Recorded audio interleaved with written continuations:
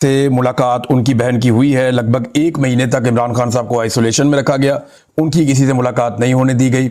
और वजह आसिम मुनीर साहब का वो मामला जो अटका हुआ था उनके नोटिफिकेशन का, कि उनके मामला सारे ठीक हो जाएं, यानी 27वीं आईनी तरमीम इस बीच में हो गई। इमरान खान साहब से किसी को नहीं मिलवाया गया। अभी तो इमरान खान साहब को ये नहीं पता कि 27वीं आईनी तरमीम ने पाकिस्तानियों के साथ किया क्या है। ये मुख्तसर मुलाकात हुई है 20 मिनट की, और 20 मिनट की मुलाकात में जितनी चीज़ें हो सकती थी बस वही इमरान खान साहब को बताई गई, और उन्होंने फटाफट पैगामात बाहर भिजवाए हैं, कुछ अपनी पार्टी के बारे में, कुछ अवाम के बारे में, और कुछ सूरत हाल के बारे में। जो इमरान खान साहब ने चीज़ें बताई वो मैं आपके साथ शेयर कर देता हूँ, और जो उज़्मा खान वहाँ पर देख कर आई वो भी मैं आपके साथ शेयर कर देता हूँ। एक तो 4 हफ्ते तक इमरान खान साहब को लगभग किसी को मिलने नहीं दिया गया, यानी उन्हें आइसोलेशन में रखा गया। और ना सिर्फ इमरान खान साहब को, जब उनकी अहलिया बुशरा बीबी, उनकी भी मुलाकातें बंद की गई हैं। उनके जो फैमिली मेंबर हैं उन्हें भी नहीं मिलने दिया जा रहा, उनकी बच्चियों को अपनी वालदा से मिलने नहीं दिया जा रहा। तो ये सूरत हाल तो इमरान खान साहब फेस कर रहे हैं। अब ये मुलाकात हुई तो इमरान खान साहब ने जो जेल में अपनी बहन उज़्मा खान को बताया, उन्होंने बाहर आके जो चीज़ें बताई वो मैं पहले आपके सामने रखता हूं, क्योंकि तफसील से जो चीज़ें हैं वो बाद में जब वो कहीं बैठेंगी तसल्ली से तो वो एक एक करके पॉइंट लिखवाएंगी, तो कोई चीज़ें बाद अगर जहन में नहीं होती वो भी वो बताएंगी। तो फिर उसके बाद इमरान खान साहब का एक स्टेटमेंट जारी किया जाएगा उनके अपने सोशल मीडिया से, एक्स अकाउंट से। लेकिन अब तक हमारे पास जो इन्फॉर्मेशन है जो उन्होंने बाहर आकर बताया वो मैं आपको बताया दूं। एक उन्होंने कहा जी कि 4 हफ्ते से इमरान खान साहब बता रहे हैं कि उन्हें किसी को मिलने नहीं दिया गया।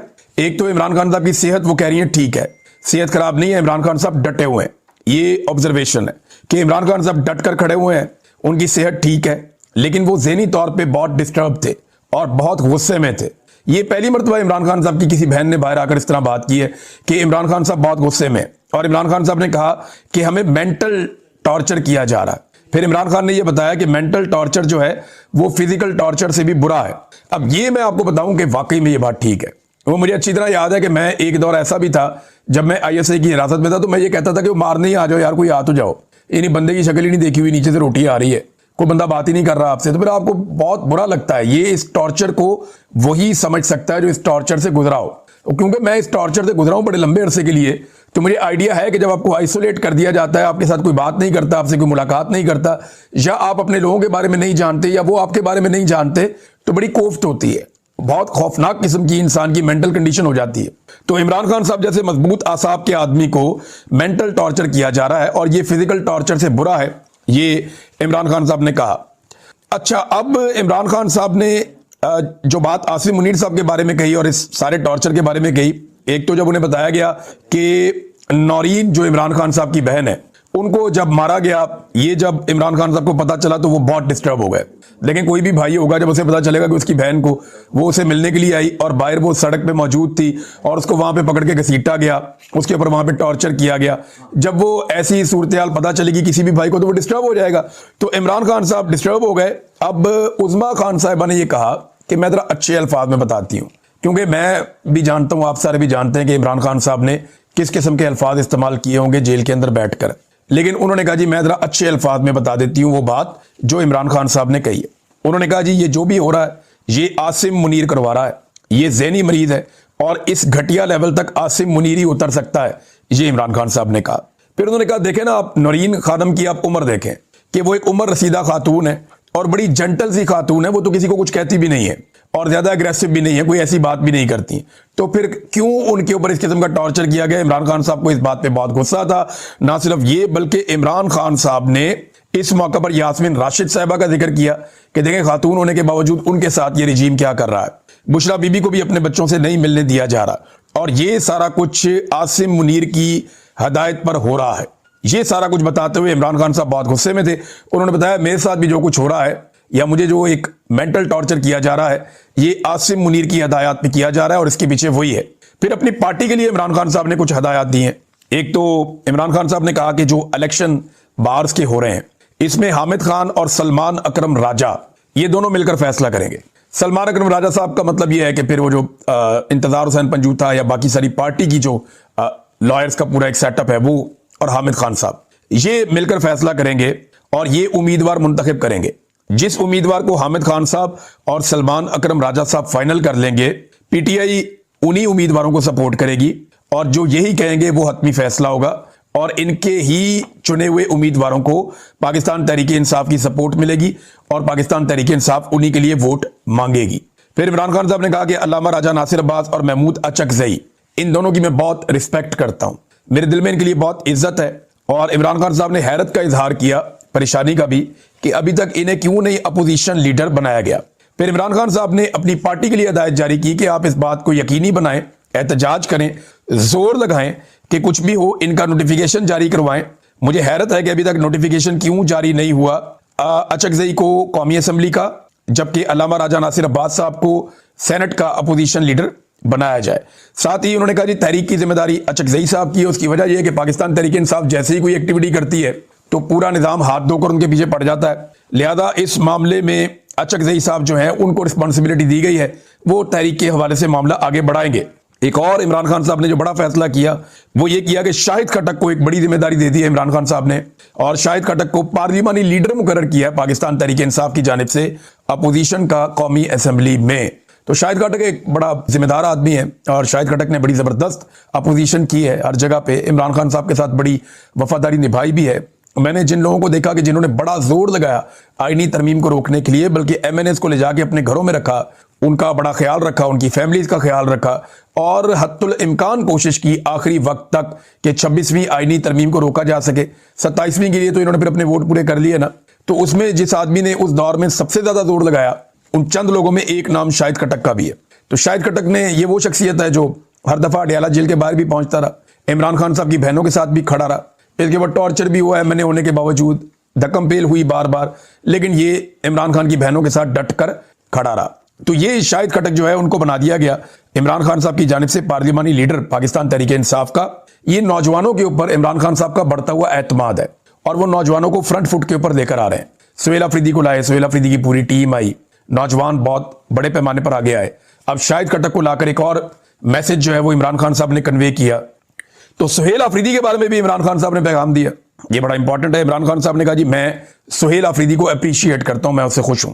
बस उनके लिए इमरान खान साहब ने पैगाम ये भेजा कि फ्रंट फुट पर रहें, मैं सुहेल अफरीदी को सपोर्ट करता हूं, इसको सपोर्ट करूंगा, फ्रंट फुट के ऊपर रहें, क्योंकि मुल्क में आइन और कानून मौजूद नहीं है तो जरा अग्रेसिव होकर अपनी हिकमत अमली को आगे चलाया जाए। तो सुहेल अफरीदी ने जो किया इमरान खान साहब उससे खुश है। और साथ में इमरान खान साहब बार बार ये कहते रहे कि कैदे तन्हाई बहुत बुरी है, बहुत बुरी चीज है। अच्छा, इमरान खान साहब गुस्से में थे, ये उनकी बहन ने बार बार बात दोहराई, वो डिस्टर्ब भी थे, ये भी बात बार बार दोहराई। उसके बाद जो बाहर लोग मौजूद थे ना वो भी गुस्से में आ गए, इन्होंने जाके स्वाबी इंटरचेंज के ऊपर आग लगा के रास्ता बंद कर दिया और बाहर बहुत नारेबाजी भी हुई। यानी अडयाला जेल में अगर आप ये देखें कि उज़मा खानम की मुलाकात ऐसे ही होगी तो ये ऐसे ही नहीं हुई। ये पाकिस्तान तहरीक इंसाफ के एमएनए, एमपीए, सेनेटर्स बड़ी तादाद में ये पहुंचे अडयाला जेल के बाहर। पंजाब से और खैबर पख्तूनख्वा में बड़ी तादाद में कारकुन अडयाला जेल के बाहर रुकावटें अबूर करते हुए पहुंचे और वहां बहुत बड़ी तादाद में लोग थे, बड़ी नारेबाजी हुई। तो ऐसी जगह के ऊपर कंट्रोल करते हुए खुदा न खास्ता कोई हादसा हो सकता है। लिहाजा हुकूमत को भी इस बात का एहसास हो गया कि नहीं, अब मुलाकात हमें करवानी पड़ेगी। ये घी सीधी उंगली से नहीं निकला, पाकिस्तान तहरीक इंसाफ को उंगली टेढ़ी करनी पड़ी है। इसे कहते हैं इत्तफाक में बरकत, इसे कहते हैं मुजामत। जब आप मुजामत करते हैं, जब आप मुकाबला करते हैं तो कोई ना कोई रास्ता आपके लिए निकलता है और ऐसा ही रास्ता इमरान खान साहब के लिए निकला। इमरान खान साहब की कोई खैर खबर नहीं थी, मुख्तलिफ ममालिक के मीडिया ने तो बड़ी नेगेटिव रिपोर्टिंग भी कर दी थी, लेकिन अच्छी बात यह है कि अब इमरान खान साहब की बाकायदा मुलाकात हो गई अपनी बहन से और उनकी सेहत के हवाले से पॉजिटिव इतलात हैं, लेकिन उन्हें मेंटल टॉर्चर किया जा रहा है, ये उन्होंने कहा। एक और चीज पे इमरान खान साहब बड़े परेशान हुए, ये जो नेशनल डिफेंस यूनिवर्सिटी वाला वाकया हुआ एनडीयू का, जहां पे फील्ड मार्शल आसिम मुनीर साहब ने जो शुरका थे उनसे आके खिताब किया था, उस खिताब में पाकिस्तान तहरीक इंसाफ के लोग मौजूद थे, उन्हें बाइकआउट करना चाहिए था। क्योंकि देखें, इमरान खान साहब को कोई भी नहीं मार रहा, इमरान खान साहब को शहबाज शरीफ की औकात ही नहीं है, नवाज शरीफ कुछ भी नहीं है, जरदारी उसकी भी औकात नहीं है, ये सियासतदान इमरान खान को नहीं मार सकते। और जो जजेज हैं वो भी ये जानते हैं कि अगर इंसाफ किया तो इमरान खान साहब को तो 2024 में ही आजाद हो जाना चाहिए था, मैक्सिमम अगस्त तक, सितंबर तक इमरान खान साहब को बाहर आ जाना चाहिए था। तो जजेस भी नहीं कर रहे, ये आसिम मुनीर साहब कर रहे हैं। और मैं कई दफा आपको कह चुका हूं कि एक तरफ आसिम मुनीर है, एक तरफ इमरान खान है। तो आसिम मुनीर को सुनने के लिए जो पाकिस्तान तहरीक इंसाफ के अरकान गए थे, इस पे इमरान खान साहब काफी नाराज हुए। उन्होंने कहा जी कि मेरी पार्टी में वो लोग जो विकेट के दोनों जानिब खेलेंगे, यही हमारी पार्टी के मीर जाफर और मीर सादिक हैं, इन्हीं के लिए मेरी पार्टी में कोई जगह नहीं है। बड़ा कैटेगोरिकली इमरान खान साहब ने बड़ा सख्त स्टांस लिया उन लोगों के बारे में जो लोग एनडीयू में जाके मिले आसिम मुनीर साहब से। फिर इमरान खान साहब ने अफगान पॉलिसी के ऊपर तहफ़्फ़ुज़ात का इजहार किया कि धमकी भी दी जाती है, ड्रोन भी वहां पे हो रहे हैं और पाकिस्तान को अफगानिस्तान के साथ अकलमंदी के साथ चलना चाहिए था। इन ताल्लुकात को जानबूझकर खराब किया गया है। कबायली इलाकों में जो ड्रोन हमले हो रहे हैं पाकिस्तान में, उनके ऊपर इमरान खान साहब ने बड़ा सख्त रद्द-ए-अमल दिया है और ये जो बढ़ती हुई दहशतगर्दी है इस पर इमरान खान साहब ने अफसोस का इजहार किया और वो ये कह रहे हैं, ये सारे खेल के पीछे भी इमरान खान साहब का कहना है कि आसिम मुनीर है, क्योंकि वो आलमी सतह पे खुद को एक फाइटर साबित करना चाहते हैं कि जनाब कोई दुनिया की मैं लड़ाई लड़ रहा हूं। लिहाजा इसलिए वो पाकिस्तान के कबायली इलाकों के और अफगानिस्तान के साथ पाकिस्तान के हालात लगातार खराब कर रहे हैं। इमरान खान साहब ने पब्लिक के लिए भी एक मैसेज दिया, लेकिन उससे पहले किसानों की सूरत हाल पर इमरान खान साहब ने एक स्टेटमेंट जारी किया, उस पर वो काफी परेशान है। डिटेल स्टेटमेंट बाद में आ जाएगा, मैं आपके सामने रखूंगा। लेकिन अवाम के बारे में इमरान खान साहब ने कहा कि जब तक आप गुलामी के माइंड सेट में रहेंगे, जब तक आप ज़हनी तौर पे गुलामी को तस्लीम करते रहेंगे, तब तक ये माफिया आपको गुलाम बनाकर रखेगा। अगर आपने आज गुलामी से इनकार ना किया और आज आप अपनी हकीकी आज़ादी के लिए खड़े ना हुए, तो आपकी नस्लें भी इस माफिया की नस्लों की गुलामी करेंगी। बड़ी सख्त बात है इमरान खान साहब ने की है। और एक और बात उन्होंने की, जी हम आइन और कानून हम पर नाफिज नहीं हो रहा, यानी हमें कोई भी रिलीफ आइन और कानून के मुताबिक नहीं मिल रहा। तो जब आइन और कानून हमारे लिए नहीं है तो फिर हम भी आइन और कानून से आजाद हो जाएंगे। यानी अगर आप आइन में और कानून में नहीं मानते तो फिर वो कौन सा आइन और कानून है जिसके तहत आप हमें बाउंड करते हैं। ये भी इमरान खान साहब ने एक स्टेटमेंट दिया। बहरहाल सुहेल अफरीदी के लिए अब जो एक इमरान खान साहब की जानिब से हुक्म है कि फ्रंट फुट पे जाओ। अच्छा, कुछ चीजें ऐसी हैं जो पार्टी को बताई जाएंगी मेरी इत्तला के मुताबिक, और वो पार्टी को जब अहकाम दिए जाएंगे तो आने वाले दिनों में पार्टी अपनी डायरेक्शन उन चीजों के मुताबिक तय करेगी। और अब उम्मीद की जा सकती है कि शायद जुमेरात को या अगली जुमेरात को सुहेल अफरीदी साहब की भी इमरान खान साहब से मुलाकात करवा दी जाए। बहरहाल ये एक मुलाकात हो गई है। इमरान खान साहब डटे हुए हैं और इमरान खान साहब डट कर खड़े हैं, वो पीछे हटने के लिए या झुकने के लिए तैयार नहीं है। इमरान खान साहब ने कहा था कि मुझे डरा हुआ देखना इनकी हसरत रह जाएगी। तो इमरान खान साहब आज भी डरा हुआ नहीं दिखा, वो गुस्से में था और जेल के अंदर से भी धाड़ रहा था। पाकिस्तान के स्याह और सफेद का मालिक बनने वाले आसिम मुनीर को उन्होंने जेल के अंदर से बैठकर इमरान खान साहब ने चैलेंज किया। लेकिन नाज़रीन, बड़ी लंबी तकोदो के बाद इमरान खान साहब की बहनों की मुलाकात होती है अपने भाई के साथ, और इसमें हर उस कारकुन का हिस्सा है, हर उस शख्स का हिस्सा है जिसने सोशल मीडिया पे आवाज उठाई, जो पहुंचे अडयाला जेल के बाहर, वो लोग भी जिन लोगों ने हर फोरम के ऊपर इसके ऊपर बात की, इस जुल्म और ज्यादती को बेनकाब किया। तो जब इकट्ठे होकर इत्तेफाक के साथ आप कोई एक्टिविटी करते हैं तो उसका फायदा होता है। आज एक और बड़ी अच्छी खबर है हमारे पास, वो ये है कि कम से कम हमारे 3 साथियों में से आगा शेख सरवर साहब इस वक्त हिरासत में है, राय गुलाम अली साहब हिरासत में है, और सोराब बरकत साहब के हवाले से पॉजिटिव खबर यह है कि उन्हें जज साहब ने जुडिशल कर दिया। ये हुकूमत फिर से रिमांड मांगने चली गई थी NCCIA कि जनाब हमें रिमांड दे दें। किस चीज का रिमांड चाहिए जनाब आपको? वहां पे सोराब बरकत मुस्कुराता हुआ नजर आया, डटा हुआ नजर आया, बहादुर नजर आया, और FIA के लोग खसियानी बिल्ली खंबा नोचे, यानी उनके पल्ले कुछ नहीं था। साद रसूल साहब का बहुत शुक्रिया, बाकी जो वकला वहां पे मौजूद थे, मैंने अबू दर सलमान न्याजी साहब को भी देखा, तो तमाम लोगों का बहुत शुक्रिया। बड़ा अच्छा मुकदमा हैंडल किया साद रसूल साहब ने, बड़ा अच्छा केस लड़ा, बड़े अच्छे आर्गूमेंट किए। मैंने तकरीबन सारे आर्गूमेंट फोन करके दोस्तों से वहां सुने और मुझे बड़ी खुशी है कि बड़े शानदार अंदाज में ये मुकदमा लड़ा गया।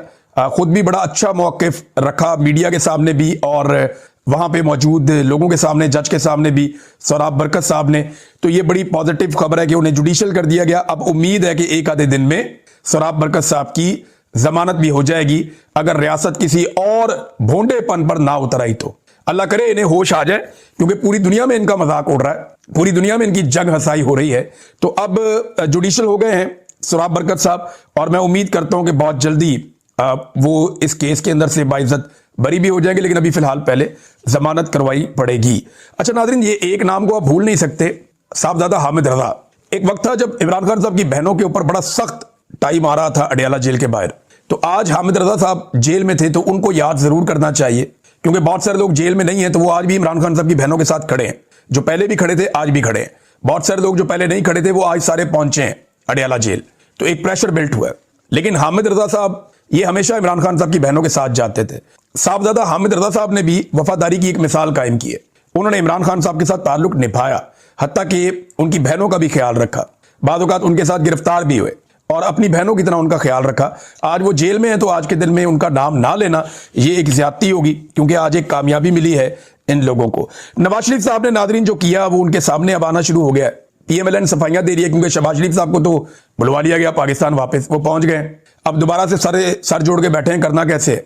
क्योंकि जिस किस्म की भोंडी आईनी तरमीम इन्होंने कर दी है, ना वो अमेरिका के पल्ले पड़ रही है ना इनके अपने पल्ले पड़ रही है कि अब करना क्या है, किसको कौन सा ओहदा देना है और किस तरीके से देना है। तो ये सारे फंस गए हैं। पुराना एक सिंपल तरीका था, उसको हटा के नई चीज तो ले आए, लेकिन नई चीज की तैयारी इन्होंने नहीं की।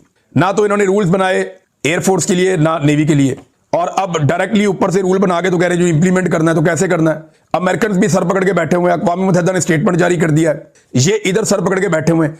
बहरहाल शहबाज शरीफ साहब को पहुंचा दिया गया वापस पाकिस्तान, वो पहुंच गए पाकिस्तान, लेकिन नवाज शरीफ साहब ऐसा लगता है कि उड़ते हुए तीर के सामने खुद ही आ गए मियां साहब। अब मियां साहब का जो स्टेटमेंट है 26 तारीख वाला, उसको इसके साथ जोड़कर देखा जा रहा है। एक अजीब सा खौफ है PMLN के अंदर कि हमारी फिर एस्टेब्लिशमेंट के साथ लड़ाई हो जाएगी। इतने जूते पॉलिश करके बड़ी मुश्किल से हमने अपने ताल्लुकात बनाए थे, हमारी फिर लड़ाई हो जाएगी। तो मेरे ख्याल में लड़ाई नहीं होगी। नवाज शरीफ साहब को ये फंड आता है, वो दोबारा से पॉलिश वालिश मार के अपने ताल्लुकात ठीक कर लेंगे। लेकिन फिलहाल तो ऐसा लगता है कि उड़ते हुए तीर के सामने मियां साहब खुद ही आए। और अगर आसिम मुनीर साहब को इन्होंने ये ओहदा देना ही था तो दूध में मेंगने डाल के देने की क्या जरूरत थी? यानी मैं पहले भी आपको ये कहता रहा हूं कि आसिम मुनीर इनकी चॉइस होंगे और इनको सूट करेंगे।